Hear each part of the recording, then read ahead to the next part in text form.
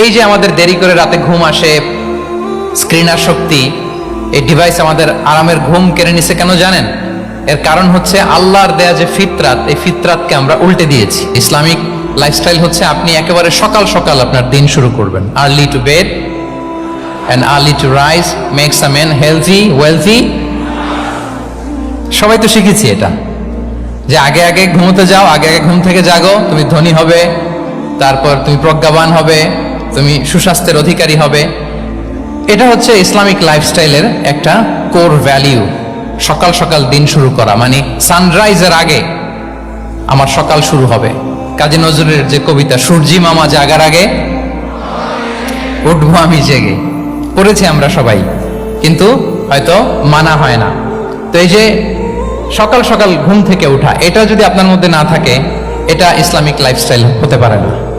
You must be a morning person. সকাল সকাল উঠতে হবে। আপনার সময় এমনভাবে মেনটেন করবেন আপনি যে সকাল সকাল ফজরের পর থেকে আপনি অ্যাক্টিভ। তার মানে you have to wake up early, you have to sleep early. একজন মর্নিং পারসন যদি না হন, এটা ইসলামিক লাইফস্টাইল হবে না। এর কারণ আল্লাহ রাসূল সাল্লাল্লাহু আলাইহি ওয়া আলিহি ওয়াসাল্লাম আমাদেরকে সকালে জেগে থাকার ব্যাপারে ইন্সপায়ার করেছেন, এবং তিনি দোয়া করেছেন এই উম্মার জন্য স্পেশালি, যে এই সময়টা এটা ফুল অফ বারাকাহ, ফুল অফ ব্লেসিংস। তিনি দোয়া করেছেন, আল্লাহুম্মা বারিক লি উম্মতি ফি বুকুরিহা। আল্লাহ এই উম্মতের বুকুরটা মানে সকালের সময়টা, লেটস সে সানরাইজের পরে ৩-৪ ঘন্টা, এই সময়টাকে আল্লাহ আপনি বরকত দিয়ে ভরে দেন।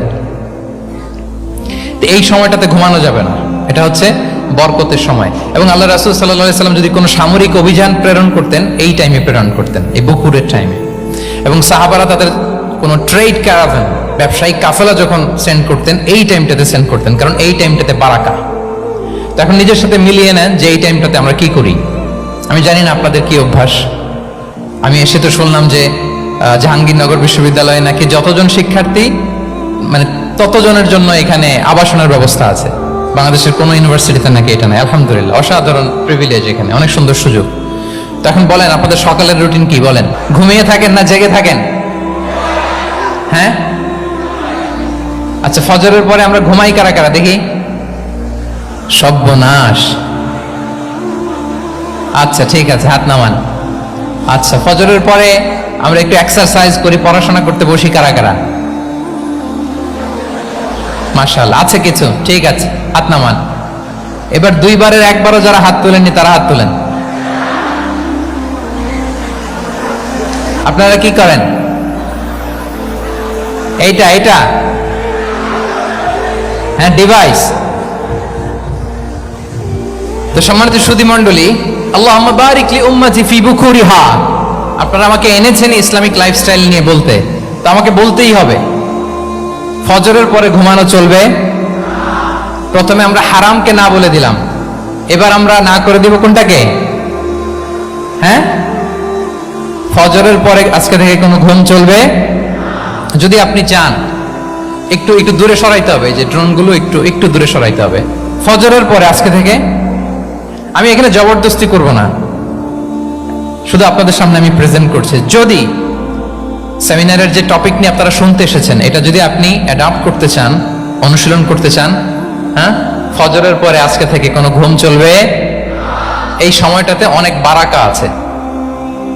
তো কি করতে হবে? এটার জন্য আগে আগে ঘুমোতে হবে। কি বলেন?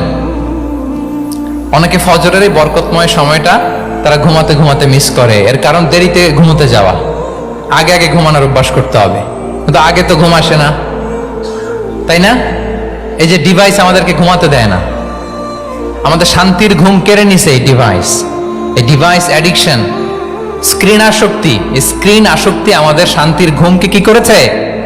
কেড়ে নিয়েছে।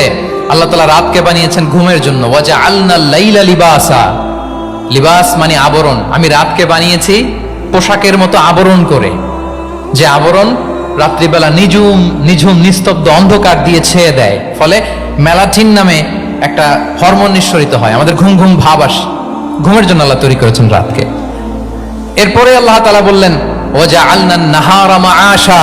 আর দিনকে বানিয়েছি আমি প্রাণ চঞ্চল করে, দিনে আমরা কাজ করব। তাহলে রাতে আগে আগে ঘুম, আর দিনের বেলা আল্লাহ তাআলা আমাদেরকে কাজ করার জন্য সৃষ্টি করেছেন, কিন্তু এই সাইকেলটাকে আমরা ঘুরাই ফেলছি। রাতে যত দেরি করে আপনি ঘুমাবেন, সকালে ঠিক তত দেরি করে আমাকে উঠতে হয়, ঠিক কিনা বলেন? তাহলে ফজরের পর বকুর পিরিয়ড অফ টাইমটাকে কাজে লাগাতে হলে রাতে আমাদেরকে আগে ঘুমাতে যেতে হবে। রাতে কি করতে হবে? আগে ঘুমোতে যেতে হবে। তাহলে 1 নম্বরে কি বললাম? কনসেপ্ট অফ হালাল এন্ড হারাম। 2 নম্বরে বললাম প্রোডাক্টিভিটি। ইসলামিক লাইফস্টাইল হচ্ছে একটা প্রোডাক্টিভ লাইফস্টাইল। এটা মেনটেন করতে হলে প্রোডাক্টিভিটির অনেক কথা। একটা কথা হচ্ছে সকাল সকাল আপনার দিন শুরু করুন। কি পাওয়া যাবে তো ইনশাআল্লাহ? সবাই একসাথে পড়ে ইনশাআল্লাহ। এই যে আমাদের দেরি করে রাতে ঘুম আসে, স্ক্রিন আসক্তি, এই ডিভাইস আমাদের আরামের ঘুম কেড়ে নিছে কেন জানেন? এর কারণ হচ্ছে আল্লাহর দেয়া যে ফিতরাত, এই ফিতরাতকে আমরা উল্টে দিয়েছি। ফিতরাত শব্দটার সাথে আপনাদের পরিচয় আছে? হ্যাঁ, the innate characteristics of a human being. একটা মানুষের যে ক্যারেক্টারিস্টিক্স, যে ইননেট স্বভাব দিয়ে আল্লাহ তাআলা তৈরি করেছেন, নেচার, এটাকে আরবিতে বলে ফিতরাত। এই ফিতরাতের বিরুদ্ধে কিছু করা যাবে না। ইসলামিক লাইফস্টাইল হচ্ছে ফিতরা বেসড লাইফস্টাইল। ফিতরাতুল্লাহিল্লাতী ফাতারান নাসা আলাইহা লা তাবদীলা লিখালকিল্লাহ। আল্লাহর প্রকৃতির অনুসরণ করো, যে প্রকৃতি দিয়ে তিনি মানুষকে সৃষ্টি করেছেন। আর আল্লাহর সৃষ্টি কাঠামোর মধ্যে কোনো পরিবর্তন, কোনো বিকৃতি নেই। সুবহানাল্লাহ বিহামদি। তো আমরা এই ফিতরাতকে চেঞ্জ করে দেওয়ার কারণে এই ঝামেলা। আমরা সবাই এই ফিতরাতের উপর জন্মেছি। কুল্লু মাউলুদিন ইউলাদু আলাল ফিতরা ফাআবাওয়াহু ইউহাউবিদানি আও ইউনাসসিরানি আও ইউমাজ্জিসানি। প্রতিটি নিউ বর্ন বেবি তারা ফিতরাতের উপর জন্মায়, মানে নবজাতক সন্তান ইসলামের উপর জন্মায়। কিন্তু বাবা মা তাকে হয় ইহুদি বানায়, নাসারা বানায় বা অগ্নি উপাসক বানায়। তাহলে এই যে ফিতরাত, আল্লাহর দেয়া ফিতরাতকে যখন আমরা চেঞ্জ করেছি, আমাদের জীবন থেকে বারাকা উঠে গিয়েছে। ফিতরাতকে যদি আরো সহজ করে আমি আপনাদেরকে বুঝাই, তাহলে ফিতরাত হচ্ছে যা কিছু স্বাভাবিক, যা কিছু কল্যাণকর, যা কিছু ভালো, তাই ফিতরাত। আই রিপিট, সুপ্রিয় শিক্ষার্থী বন্ধুরা, ফিতরাত হচ্ছে যা কিছু স্বাভাবিক, যা কিছু ভালো, যা কিছু কল্যাণকর, তাই কি? তাই ফিতরাত। এই যে এখন আরবি কোন মাস চলছে বলেন তো? রজব। এই রজব মাসের 26 তারিখ দিবাগত রাত্রে আল্লাহ রাসূল সাল্লাল্লাহু আলাইহি ওয়াসাল্লাম ঊর্ধ্ব জগতের একটা ভিজিটে গিয়েছিলেন। আমরা জানি না সবাই? হ্যাঁ, ইসরা মেরাজের কথা আমরা জানি। সো এই মেরাজ রজনীতে আল্লাহ রাসূল সাল্লাল্লাহু আলাইহি ওয়া আলিহি ওয়াসাল্লাম ফিতরাত, মানে what is the essence of ফিতরা, এটা বোঝানোর জন্য হাদিসটা আমি শেয়ার করছি। মেরাজে যখন গেলেন, জিবরিল আলাইহিস সালাম ওনাকে 2টা পেয়ালা দিলেন। তিনি বললেন, উচিতু বি ইনাআইন, আমাকে 2টি পেয়ালা দেয়া হলো। ফি আহাদিহিমা লাবান ওয়া ফিল আখারি খামর। এক পেয়ালায় ছিল দুধ, আরেক পেয়ালায় ছিল মদ। ফা আখাযতুল লাবান ওয়া শারিবতু। যখন 2টা অপশন দেয়া হলো, 2টা পেয়ালা, আমি দুধের পেয়ালাটা নিলাম এবং সেটা পান করলাম।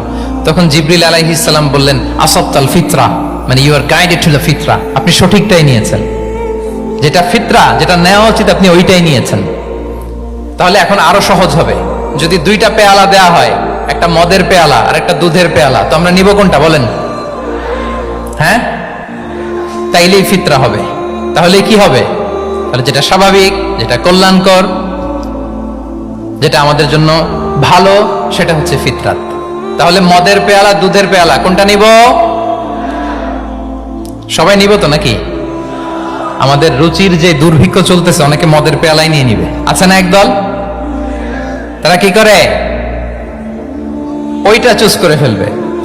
এবার বলেন, আমরা কোন পেয়ালা নিব, মদের না দুধের? আমাদের ঐতিহ্য, আমাদের রুচি, আমাদের মূল্যবোধকে ধ্বংসের যত আয়োজন দরকার, সব সেটআপ চারদিকে আছে।